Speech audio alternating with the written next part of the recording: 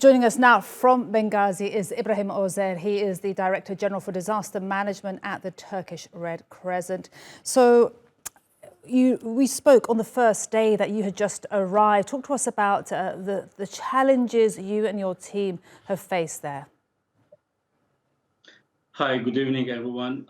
Well, once we arrived in Benghazi, we went to Derna just day after.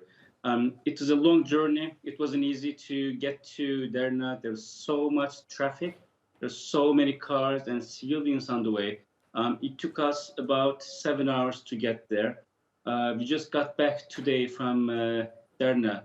The situation was quite tough. Search and rescue teams are doing their best to find the missing people. It was very devastating, but the scenery is just much better than the other day. The water in the river was gone, went to the sea, so it's just much better now. But there's harsh work for the search and rescue teams in the field. So what would be now the biggest challenges that your team will face, and do you have a sense of just how big this disaster is, the scale? Because we've been hearing quotes from the UN saying that up to 20,000 people may have died in these floods. That's incredible. Well, from a disaster point of view, this is quite a different disaster. That there's different dynamic. Usually when there's a flood, the just water sweeps away everything to the shore, to the sea, or anywhere else.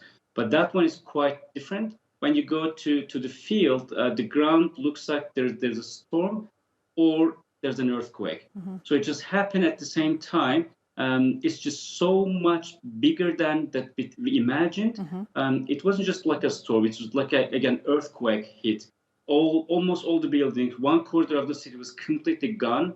The damage is too high. So the challenges that we have is mostly the communication. There is no communication at all in the city. We have Starlink that we can use, but it's very low connection.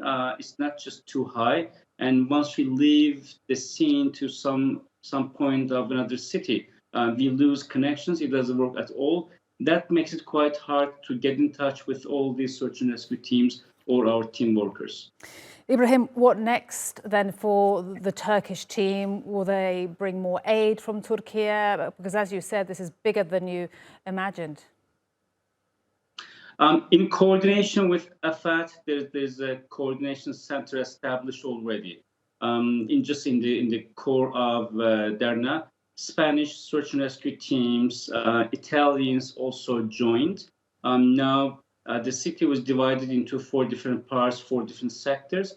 Each team is doing their best to find the missing people. So that's the first step, definitely trying to find as many as they can. Us as Turkish Red Crescent, we also provide hot meals or food parcels or hygiene sets for the people in need or for the staff. Because right now there's another challenge that we'll be facing, which is the health issues. So just in a couple of days, probably we'll be facing quite health challenges that we need to be careful. Indeed, and that is what the mayor of Derna has warned about, the outbreak of disease. Ibrahim Ozer, good luck to you and your team there from Turkey on the ground there in Libya. Thank you so much for the update. Thank you.